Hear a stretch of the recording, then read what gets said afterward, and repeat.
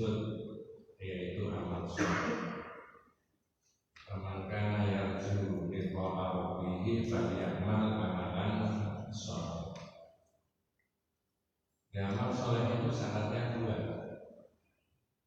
Ada syarat zahir, ada syarat batin. Syarat zahir itu adalah yang diterangkan oleh Nabi, diberi contoh, terutama yang makhluk-makhluk. Dan syarat batin itu adalah diniatkan untuk Allah. Tapi nanti ada tahapan berikutnya. Ada masa-masa manusia itu sudah tidak bisa. Datang ke masjid juga tidak bisa, mau puasa juga tidak bisa, tidak kuat. Ya.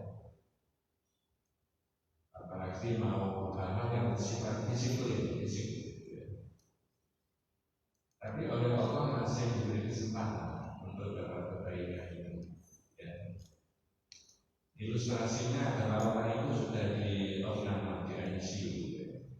Kadang ingat, kadang sadar.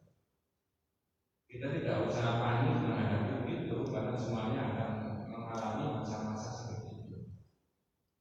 Sekaya-kayanya orang, segagah-gagahnya orang. Ya. Lalu apa yang diberikan oleh Allah ketika sudah situasinya begitu? Kalau mau memetik akhirat kebaikan, wasiat. Tapi wasiat tidak menunggu ketika sudah di ICU. Sudah buka ruang akhir di sini bisa wasiat. Kumpulkan semuanya keluarganya, beritahu ini arah di sana mungkin. Ya, arah yang di sana itu nanti untuk masjid, untuk ini, untuk itu. Tapi jangan guyon. Maka aku punya waktu 2 hari saja itu, Mbak, wasiat. Jangan. Tapi tahapan berikutnya ketika orangnya sudah meninggal, dan itu wajib, orang meninggal itu wajib. Terus diterangkan dengan model apapun itu, bahkan tidak diterangkan itu orang yang mati, pasti mati. Tidak usah takut. Takut mati nggak? Ada guyonan tapi benar. Kalau takut mati jangan hidup. Ya loh. Karena orang hidup tak salah mati. Kalau takut hidup mati saja. Orang itu tidak sempat enteng menghadapi diri. Nah itu saya mendidik terhadap diri saya sendiri, panjenengan juga mendidik masing-masing. Ya. Nah, ya. Lalu apa? Kalau sudah lama, tinggal investasinya di dunia ada nggak? Yang masih mengalir di situ ketika orang besar. Ya, hadisnya Nabi sudah banyak diterangkan orang dan itu bukan pengertian yang baru bagi kita semuanya. Di antaranya sedekah apa? Jariah, sedekah jariah. Yang kedua apa? Ilmu yang nunggu khatamnya kitab ini enggak ilmu itu? Enggak. Tiap hari itu mengumpulkan 1, 2 baca ini sana mendengarkan itu jadi sebagai manfaat. Kemudian yang ketiga adalah anak yang saleh. Mudah-mudahan putra putrinya panjenengan, anak saya, cucu kita semuanya dijadikan Allah menjadi orang yang soleh bersama. Amin. Ya, karena 50 tahun yang akan datang kita tidak ngerti anak cucu kita bagaimana. Sampai dengan bapak kita juga tidak ngerti ini jam-jam sekian anak saya ini di mana. Ternyata di masjid. Tapi masjidnya belum selesai. Tidak masalah. Ya ngaji. Maka anak soleh itu sebenarnya asetnya orang tua, investasi dunia. Ya. Betul. Kalau itu semuanya sudah, beramal juga nggak bisa, wasiat juga sudah tidak, kemudian ketiga-tiganya sudah selesai dunianya, ya. Dalam iman kita adalah orang itu memperoleh syafaat. Ya. Di dalam hal penjelasan dan kita memahami tentang syafaatnya Nabi, tidak boleh salah. Ya, tidak boleh salah. Salah bagaimana? Salah tidak menurut yang diajarkan. Karena orang itu mengerti agamanya harus pakai dalil. Saya hampir tiap ngaji menyebutkan ma'rifatullah, ma'rifatun nabiyhi, wa ma'rifatun din Islam bil adillah. Mengerti tentang Allah, mengerti tentang agama nabinya, mengerti tentang agama, semuanya harus pakai apa? Dalil. Nah, syafaat itulah yang kita harapkan dari Nabi Sallallahu Alaihi Wasallam. Pikiran kita tidak boleh seperti pikiran orang jahiliyah. Ini kebetulan saya bawa kitab Syarhul Masail Jahiliyah. Mereka mengharap kepada orang-orang yang sudah mati bisa memberi syafaat. Mereka sembah selain dari Allah. Itu adalah masalah ula, ya, dari masa ilmu jahiliyah. Di kitab ini ada 100 masalah jahiliyah, tapi enteng-enteng pikirannya, tidak seperti kitab yang kita pelajari. Saya baca dulu pikiran jahiliyah berkaitan dengan masalah ula, masalah yang pertama, baru nanti kita terangkan di syafaatnya. Ya. Kitab ini menulis innahum al-masalah ula, masalah yang pertama dari 100 masalah jahiliyah. Innahum yata'abbaduna bi'isyraqi sholihina fi du'anillahi wa ibadatihi. Orang-orang jahiliyah itu, yang namanya jahiliyah itu yang menyembah berhala, orang Yahudi dan Nasrani yang saat itu sudah ada itu, oleh kitab ini dikategorikan sebagai itu lingkungan jahiliyah. Nah, begitu. Ada banyak keterangan, tapi ini masalah yang pertama, innahum yata'abbaduna bi'isyraqi sholihin. Mereka menyembah Allah itu dengan mensekutukan Allah. Siapa bisolihin? Orang-orang yang soleh. Orang soleh itu zaman dulu, zaman sekarang selalu ada. Di komunitas masyarakat itu, ini orang baik selalu ada. Ya, satu-satunya orang itu masih ada orang yang baik. Ya, nah begitu. Dan orang baik itu harus dijadikan pemimpin, walaupun rambutnya tidak putih. Bisa saja Pak ya. Apa orang baik harus rambutnya putih kan? Tidak. Ya orang baik semuanya masih hitam semua.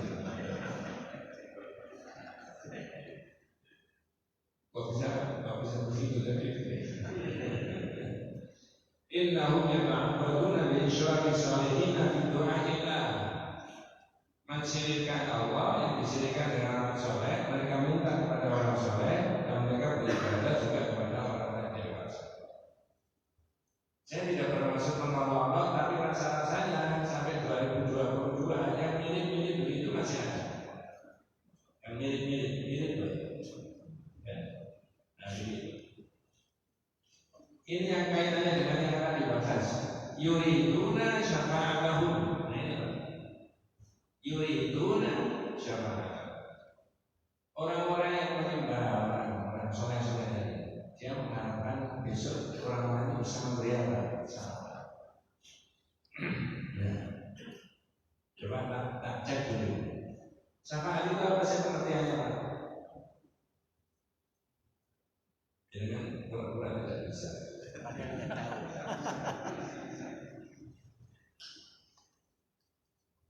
Syafaat itu genap. Tapi bahasanya rakyat, bahasanya masyarakat itu pertolongan. Tapi juga tidak salah itu.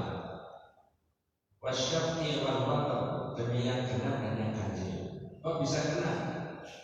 Nah, karena asyaf itu bidul bidul, kebalikannya dari witir. Kalau witir itu ganjil. Ada orang lain yang menggenapkan amal kita. Orang lain yang menggenapkan amal kita. Nanti dibahas. Tapi ini masih bahasa ini supaya nyambung. Yuriduna syafa'atahum indallah lidhannihim anallah yuhibbu dzalika. Orang-orang jahiliyah itu menyembah orang mati-mati, orang soleh itu, dia meyakini Allah itu senang dengan cara begitu. Ya, kata kitab ini. Wa anna sholihin yuhibbunahu.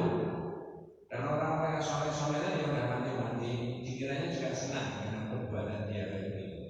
Nah, ditulis dalam kitab. Ya. sebagaimana disebutkan Allah Subhanahu wa taala. Nah, ini dalilnya. Pakai surat Az-Zumar ayat yang ketiga. Wa ya'buduna min dunillah. Mereka menyembah beribadah selain daripada Allah. Menyembah selain daripada Allah. Saya tanya, selain daripada Allah itu bisa nabi nggak? Bisa apa? Bisa malaikat? Bisa. Bisa siapa? Bisa orang soleh? Bisa. Kemudian malah yang ma'budu. Padahal selain daripada Allah itu, termasuk orang-orang soleh bahkan nabi sendiri, itu tidak bisa memberi manfaat dan tidak bisa memberi manfaat. Mudah-mudahan tidak salah paham. Saya tidak menerangkan itu. Karena di ayat yang lain Nabi disuruh menerangkan, "Qul la amliku li nafsi naf'a wa la dharra illa ma syaa Allah." Katakan Muhammad, aku ini tidak bisa menimbulkan manfaat, tidak bisa menolak madarat, tapi tidak bisa kecuali Allah yang memberikan. Nah itu ya, tidak bisa. Tugasnya Nabi cuma menyampaikan. Lama layakuluh malayakuluh mayakuluna. Nah ini mayakuluna. Ini orang-orang kafir jahiliyah yang mengatakan apa? Haulai syufa'auna indallah. Ini besok yang akan memberi pertolongan di sisi Allah. Nah sekarang saya tanya apa ya? Kira-kira sekarang ini kalau orang tidak memakai ilmu yang akidah yang betul, itu ada kemungkinan mirip begitu nggak Pak? Menziarahi kubur, lalu kuburannya itu ada yang dianggapkan soleh dan solehah, lalu pikirannya kayak begini. Haulai syufa'auna indallah. Ini besok orang nanti yang akan memberi pertolongan kita besok di hari akhirat. Ada nggak pikiran ke arah sana? Mirip-mirip gitu ya. Nah, apa dulu? Kita lihat. Tahun 1990. Saya pernah ke Jogja rombongan dengan banyak orang serangga. Kemudian di sana itu di Jogja itu ada yang mengajak menziarahi kuburan. Salah satu yang menziarahi kuburannya Kiai Besar. Kiai itu jasanya banyak sekali. Sekarang asetnya itu tidak bisa dihitung banyaknya, tapi sudah diwakafkan memberikan masyarakat, termasuk sampai yang membeli. Kiai sudah meninggal almarhum. Orang-orang datang ke situ melihat kuburannya Pak Kiai ini biasa saja. Di sebelah tembok ada tulisannya pahlawan nasional. Namanya orang itu ditulis pahlawan nasional, SK Presiden dan Presiden. Saya tahu itu ada biasa saja. Saat itu ada orang cerita di makam itu. Ini kan Pak, dulu zaman Presiden Soekarno kuburan ini mau direnovasi, mau dibesarkan, dibangun yang besar gitu supaya orang ziarah-ziarah ke sini itu enak. Bangun buatkan rumah, buat cukup besar. Ya. Lalu yang jadi pengurus-pengurus setelah Pak Kiai ini menolak. Saya tanya lagi. Ini yang menolak tadi pikiran benar atau pikiran salah? Benar. Khawatir nanti sudah ratusan tahun, ini sudah ratusan tahun sekarang.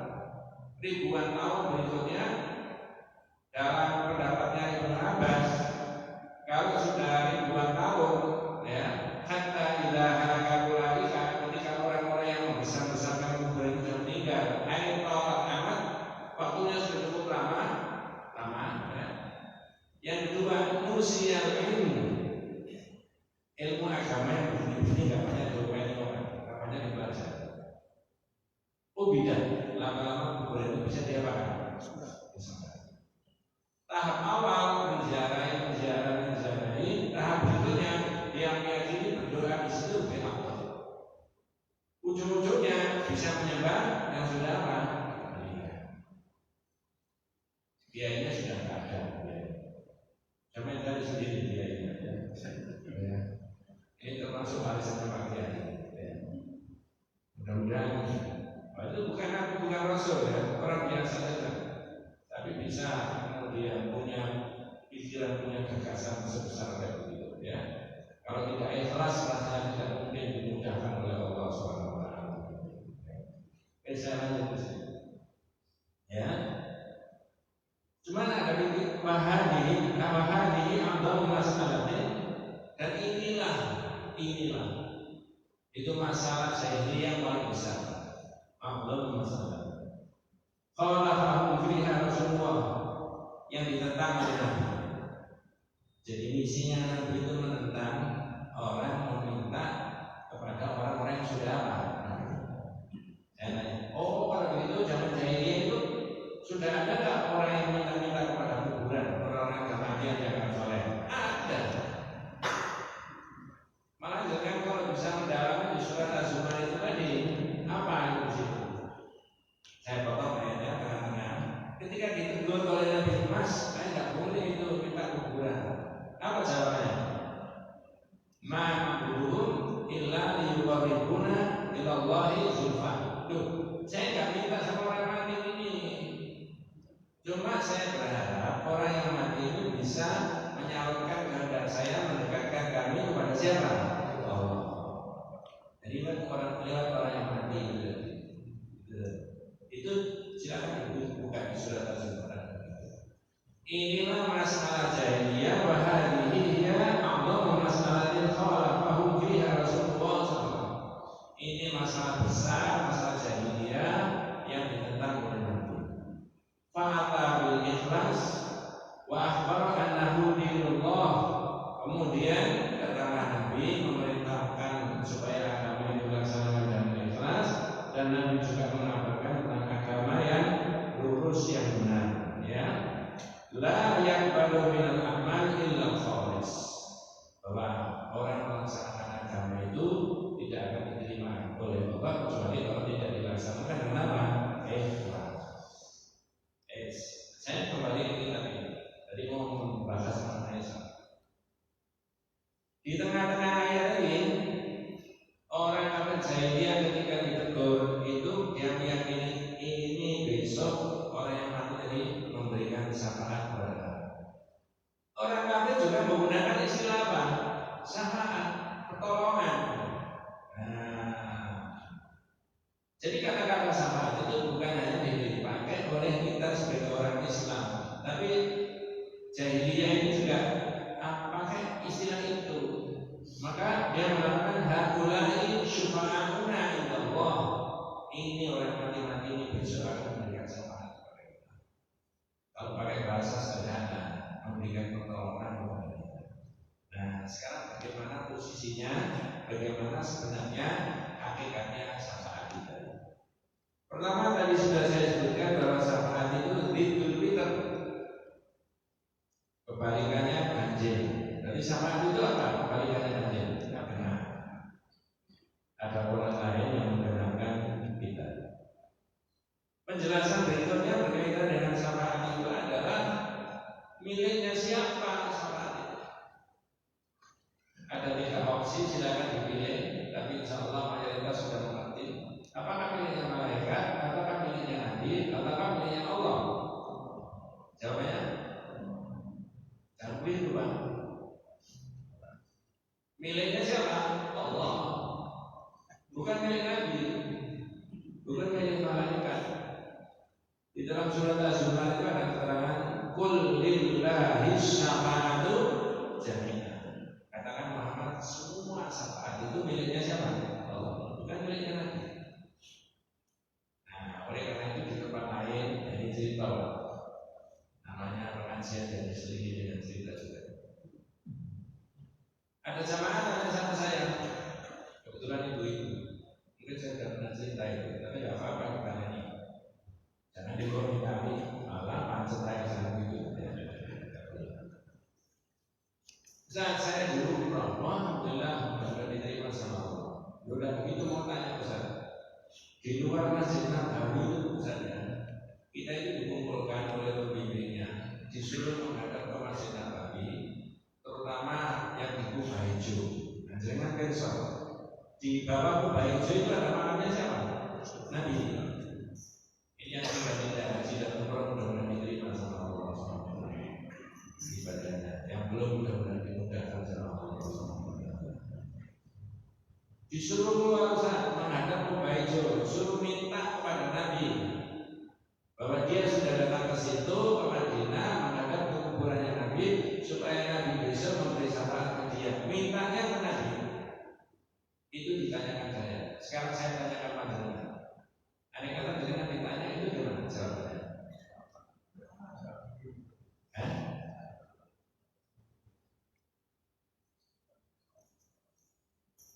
Biar ikut pikir Pak, itu maksud saya.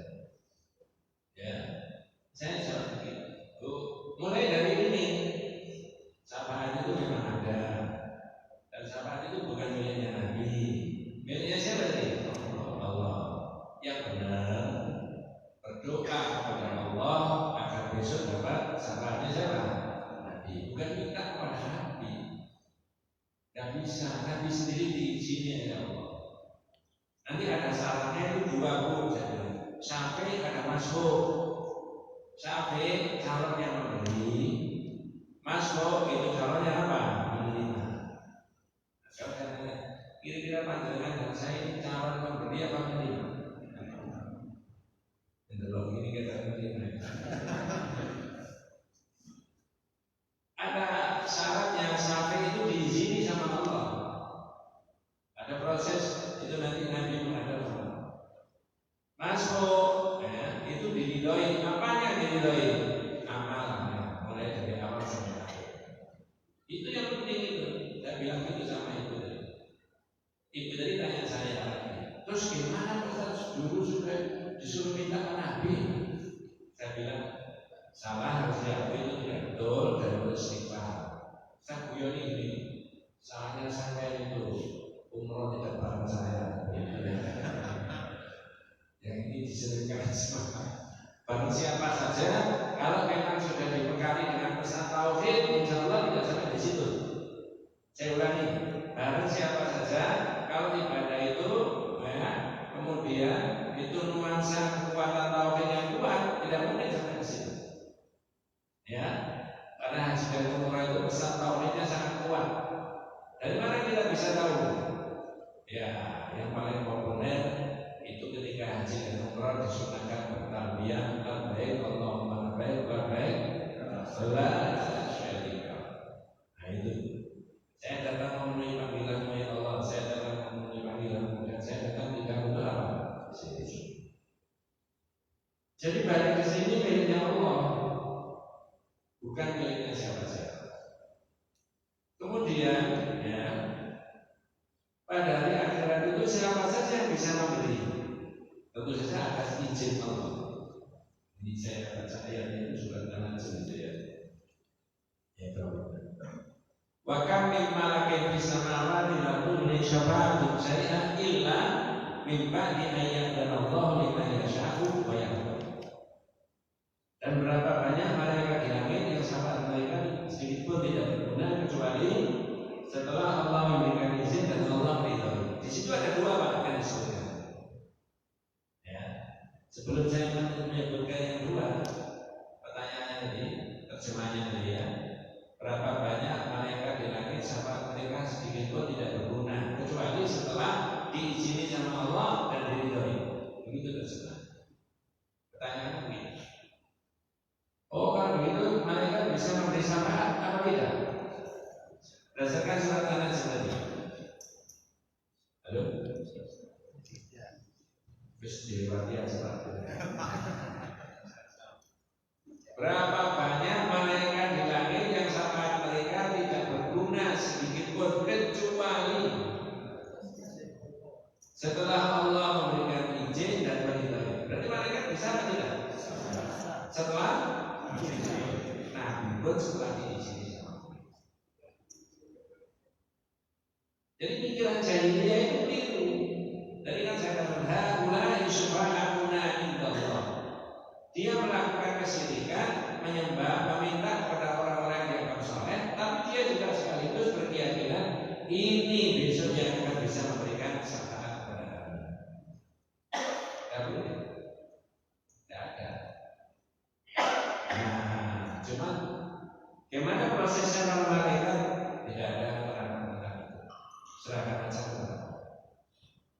Ya, ini adalah pendekatannya bukan pakai akal, tapi pendekatannya pakai iman. Oh, Pak Ustaz, kalau begitu ada diizini dan diridhoi. Jawabannya iya. Yang diizini ini termasuk asy-syafi', calon yang penting. Makanya nanti ketika Nabi Muhammad SAW besok di akhirat dalam hadis sahih, ya, dengan riwayat Imam Al-Bukhari Muslim, annahu ya'ti fayasjudu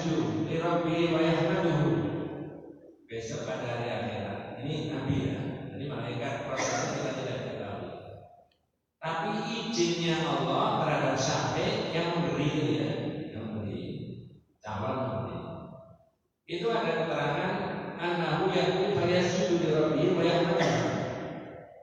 La yabda'u bisyafa'ati awwalan.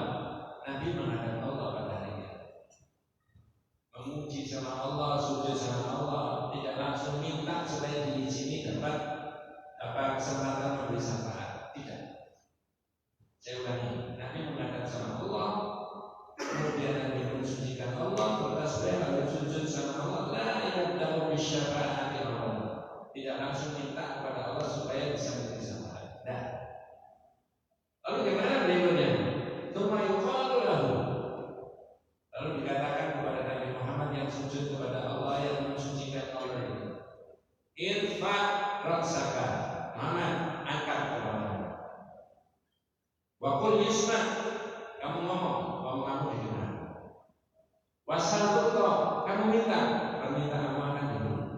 Wasfa usaka, mintalah kamu supaya bisa memberi syafaat, maka permintaanmu akan diberi. Disitulah kalau pakai bahasa populer, Nabi dapat legalisasi dari Allah untuk bisa memberikan apa? Ini sang izinnya Allah. Nabi kalau tidak diizini nggak bisa. Dan ayatnya tidak satu, banyak sekali. Ya, jadi izin dari Allah ini karena itu satu-satunya milik Allah yang bisa meringankan adab, yang bisa mempercepat masuk surga, yang bisa kemudian pakai bahasa sekarang itu mau masuk surga, grade-nya itu kurang nilainya, lalu ditambah, itu satu-satunya dapat izin dari Allah. Ini iman. Mudah-mudahan besok kita semuanya dapat syafaatnya Rasulullah. Inilah ditambah dengan hadis yang lain, Pak, yang kaitan dengan syafaatul kubra. Syafaatul kubra itu syafaat yang terbesar kepada seluruh umat manusia. Deretan mulai dari Nabi Adam, kemudian Nabi Nabi Nuh, Nabi Ibrahim, Nabi Musa, Nabi Isa. Ini suruh menghadap Allah, semuanya tidak mau. Tapi yang menghadap Nabi Muhammad itu. Tanya, kenapa Nabi Adam tidak mau?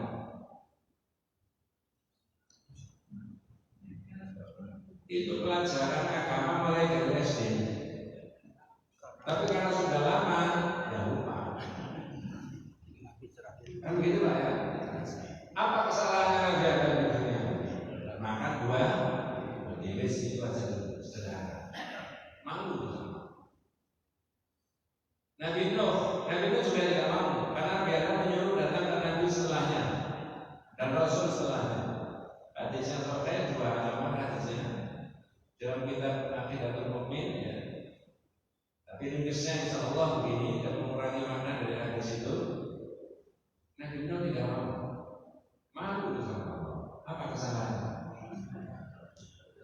Jadi kan jalan anaknya sudah betul, tapi yang mana? Yang bagaimana sikapnya dianggap salah sama Allah itu? Apakah ditenggelamkan karena dia kafir? Itu kesalahannya Nabi Nuh. Ataukah mau bilang tarik? Setelah ditenggelamkan mati dalam kekafiran masih diakui sebagai anak. A apa B? Atau bingung? Jawabannya B. Inilah maka panjenengan dan saya sebagai orang beriman, mudah-mudahan anak cucu kita itu dalam iman yang sama. Ketika ada orang punya anak, ya, kemudian mau bilang dari salah satunya itu kafir, itu dalam akidah kita sudah tidak bagian daripada keluarga. Tapi di kakak masih tulis nggak ini sebagai keluarga? Dalam konteks iman tidak. Ilmunya di dalam negeri itu karena dia masih keluarga, iya, tidak boleh pakai diakui keluarga. Tapi kalau di akidah tidak. Innahu min ahli, ya Allah itu anak saya, itu keluarga saya. Apa jawabannya Allah? Innahu laisa min ahli, bukan keluarga. Innahu amalun ghairu salih, amalnya tidak baik. Ini akidahnya umat Islam sampai di situ, Pak. Itu jenengan dan saya tiap hari mudah putranya masing-masing berdoa sama Allah. Rasanya orang ini bisa nangis, Pak. Ini anak saya gimana ya Allah, besok anak cucu saya kan gila ya. Kalau ingat ini tadi, Nabi Nuh betul sama Allah. kesalahan Nabi Nuh itu malu. Nabi Nuh menyebut dengan Nabi Ibrahim. Apa kesalahannya Nabi Ibrahim? Sama Pak, Nabi Ibrahim juga tidak mau. Wes tidak usah berpanjang-panjang. Nabi Ibrahim gorong. Apa gorongnya Mas? Yang nunggu Ibrahim siapa? Nabi Ibrahim kan? Apa kemudian setelah nunggu Ibrahim, kemudian palunya yang besar itu dibuang untuk menghilangkan barang bukti dan CCTV-nya dimati-matikan semua? Tidak, gentleman Pak, ditaruh di berapa yang paling apa? Ketika ditanya manfaat hadza bi alihatina ya Ibrahim, Ibrahim ini siapa ini? Jawabnya apa? Iya. Bal fa'alahu kabiruhum hadza fas'aluhum in kanu yamlikun. Ini loh Pak yang paling besar ini. Coba sampai tanya. Walaupun maksudnya Nabi Ibrahim itu memberikan edukasi, pendidikan kepada mereka. Oh ini kok disembah, begitu lah. Tapi karena goro, malu sama Allah, tidak mau menghadap. Dengan sekarang 2022 mikir orang goro bisa saja malu sama Allah. Nah goro kan bolak balik. Lo ya Pak benar Pak. Apalagi hakikat goronya Nabi Ibrahim dengan orang sekarang beda. Nabi Ibrahim tidak ada kepentingan oleh diri sendiri. Nawaitunya untuk memberi edukasi, biar mikir dia ini loh. Makanya deretan nabi-nabi itu Pak, semoga saya tidak salah melafalkan. Apa kalimatnya?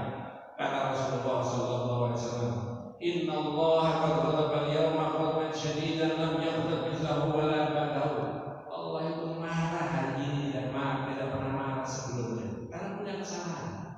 Nabi Adam, Nabi Nuh, Nabi Ibrahim, Nabi Musa. Nabi Musa mengucap kurang lebih sampai apa? Lalu Nabi Isa juga tidak mau. Cuma saya akan menemukan keterangan dari Nabi Isa itu apa? Tidak mau. Ada yang mengatakan menghormati siapa? Nabi Muhammad. Apa karena Nabi Isa tidak punya bapak? Aku gak ada bapak Mas, izin apa begitu? Tidak. Itu Allah itu tidak boleh begitu. Nah baru Nabi Muhammad ini dari ya Muhammad irfa rasa angkat kepada Allah. Wasal minta kamu akan diberi. Wakul yusma kamu mau kamu didengar. Wasfa usafa kamu mohonlah syafaat nanti akan diberi kesempatan untuk memberi syafaat. Inilah sehingga pada hari akhirat Nabi pernah mengatakan di sini di dunia, anak ini Pak saya selipkan. Anak kata Rasulullah sayyidu waladi Adam yaumal qiyamah. Saya ini sayyidnya Adam. Karena Nabi pernah mengatakan anak sayyidu waladi Adam, saya ini sayyidnya Adam. Lalu sebagian orang kalimat sayyid ini diambil dimasukkan di salah apa? Nabi. Karena Nabi sendiri pernah tahu pakai kalimat apa? Sayyid. Padahal sayyid ini kaitannya dengan apa? Syafaat. Tidak ada nabi-nabi yang kemudian berani menghadap Allah kecuali Nabi Muhammad. Itu dalam proses Nabi Muhammad minta supaya diberi izin untuk bisa memberi apa? Ini urusannya Nabi. Sekarang urusan kita. Tadi syaratnya kalau Nabi itu adalah diizini, kalau kita diapakan? Diridhoi. Betul Pak ya? Nah, satu ketika Nabi Muhammad SAW ditanya oleh sahabat dan Nabi itu juga ada. Abu Hurairah telah bertanya kepada beliau, siapakah orang yang paling beruntung dengan syafaatmu? Man asadun nasi bisyafa'atika ya Rasulullah. Nabi, siapa orang yang beruntung besok itu beroleh syafaat? Ini yang panjenengan kunci Pak untuk diperdomani. Ada yang tahu? Jawabannya Nabi apa? Man qala la ilaha illallah khalisan min qalbi. Siapa yang melafalkan la ilaha illallah itu diucapkan ikhlas dari apa? Setiap saya membaca hadis itu sampai hadisnya, saya tanya kepada jamaah. Ada 3 pertanyaan. Dan sekarang saya ulangi lagi 3 pertanyaan itu. Pertanyaan pertama, apakah kita sudah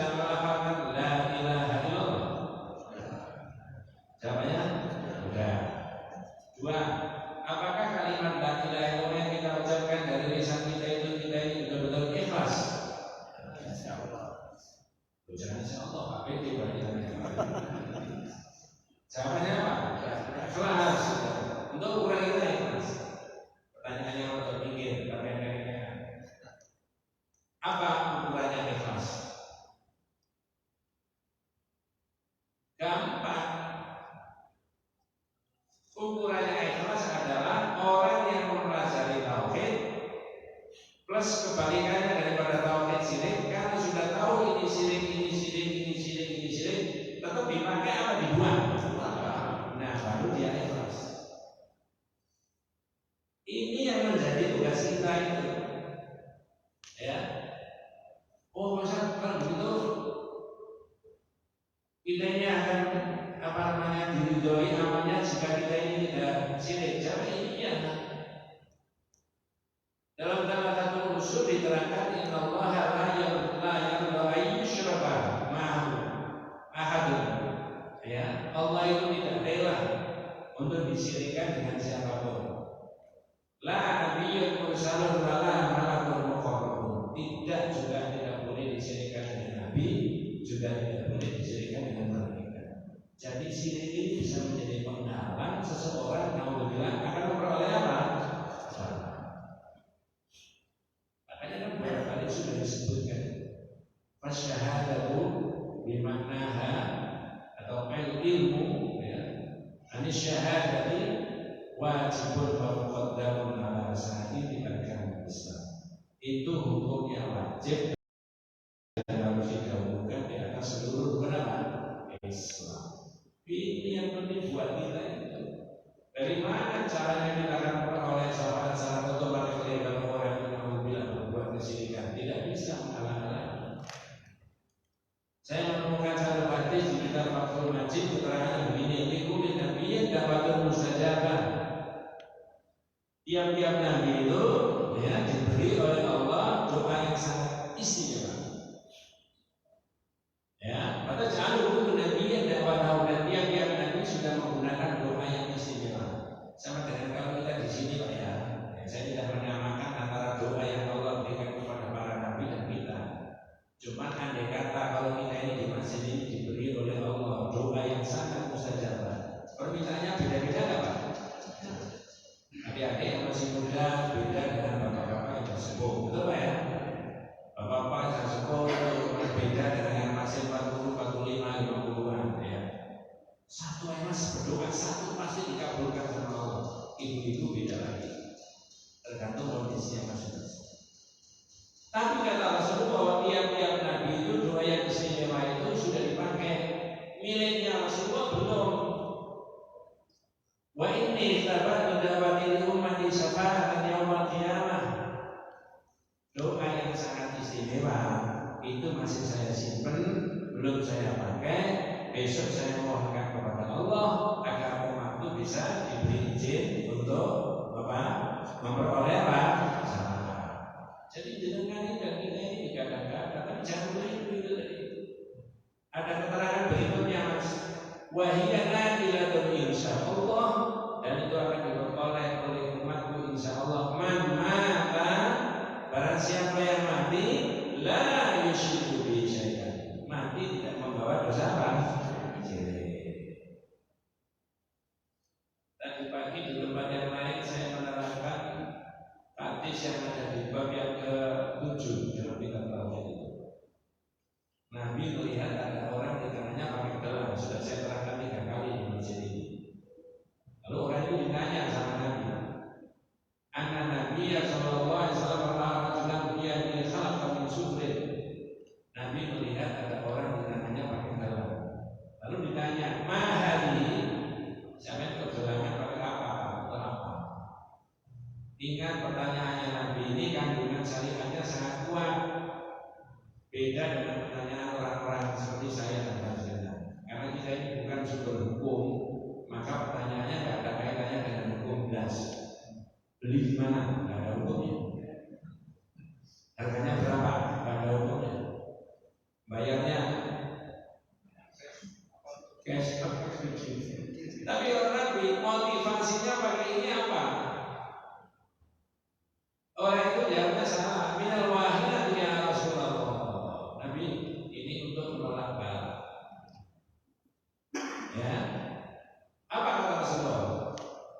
inzidha sampai buat. Fa innaha la taziduka illa wahna.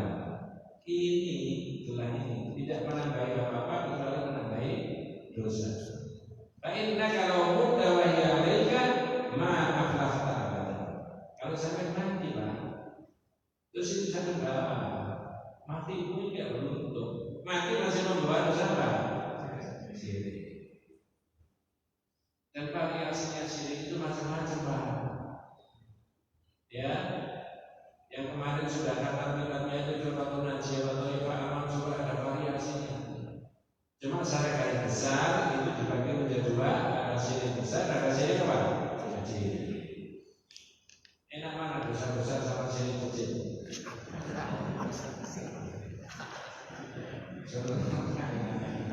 Ya. Nah itu kita harus menghindari dari kemungkinan kita ini terjebak dengan kesyirikan itu. Ya. Jadi orang bertauhid itu menjadi orang yang bebas, tidak ada yang kemudian menguasai dirinya kecuali Allah itu. Coba saya sebutkan, saya tambahin keterangannya tidak dalam di kitab, tidak di kitab. Dan saya setuju itu. Untuk menguatkan hadis, menguatkan kitab, ya hadisnya tanpa dikuatkan ya sudah kuat sebenarnya. Tapi untuk memberi keterangan tambahan. Di Indonesia ini ada profesor dan meninggal dulu. Kalau saya boleh menyebut namanya Profesor Najib. Saya punya bukunya banyak. Orang boleh tidak sependapat terhadap pikiran-pikirnya, tapi saya mengambil yang saya setuju, yang saya cari sesuai dengan tauhid. Dari sisi pemikirannya tauhid, beliau mengatakan begini dalam bukunya Islam Batin dan Peradaban. Untuk mengatasi perbuatan syirik, kalau orang itu syirik kepada Allah dengan benda-benda langit, benda-benda bumi, benda-benda mati, gampang karena dia. Kalau orangnya sudah tidak percaya, sudah mengerti dan itu salah, barangnya dibuat, orangnya istighfar. Betul Pak ya? Halo? Benda barang bisa dilacak, dibuat, selesai tidak? Lalu istighfar. Kata beliau berikutnya, yang paling sulit adalah mengatasi kesyirikan yang dimanifestasikan dalam kecintaan manusia terhadap harta benda. Ini maksudnya. Mengapa begitu? Karena kalau kecintaan manusia terhadap harta benda, semua manusia punya. Tapi kalau syirik kepada Allah dengan benda dan barang, tidak semua orang pakai itu. Kalau orang tidak percaya, buang aja selesai. Kalau orangnya sifat. Tapi kalau mensyirikkan Allah itu diwujudkan dalam kecintaannya terhadap harta benda, ya, Ustaz juga manusia Pak ya? Halo? Ada kemungkinan? Ada. Coba saya mau menyebut kiai juga manusia, kamu tahu saya. Benar Pak. Kalau dia kemudian mengambil atau mungkin apa ya, mencintai ya, atau dia suruh mendukung sesuatu yang sebenarnya itu sesuatu yang salah, tapi dia dapat sekian rupiah, sekian miliar, itu sama dengan orang itu sudah mensyirikkan Allah. Syirik dalam mencinta, bahasa Indonesia-nya asyirku fil mahabbah, baca dalam kitab yang lama itu. Inilah yang dikhawatirin nulis itu. Ya, kalau kepada benda dan barang buang aja, selesai juga. Yang susah itu kalau orang yang syirik kepada Allah, wujudnya kecintaannya kepada harta benda. Coba dengan dikasih jabatan satu periode, minta berapa? Cuma mau tahan negara. Kalau diberi dua, manusia ini gak baik. Jangan disalahkan manusia itu Pak. Lupa itu peminta tinggal, gak apa-apa manusia. Cuman ada cumannya. Bagaimana aturannya? Kalau dia mentaati aturan, berarti dia bertauhid. Tapi kalau aturannya boleh emosi ya. Kalau aturannya dirubah-rubah, berarti dia mencintai dunia lebih daripada cintanya kepada siapa? Mengapa tidak dengan gentleman ngomong, Mas gak bisa, saya ini disumpah demi Allah, saya itu mentaati. Sampai itu kalau jelopron mau saya, nggak bisa. Saya ini musuh muslim syahada. Kan begitu mestinya Pak ya. Kalau begitu kan beres Pak. Diolah katanya kesana kemari ini wajahnya berbentuk cina berbentuk sih macam-macam. Gizi, gak jelas-jelas.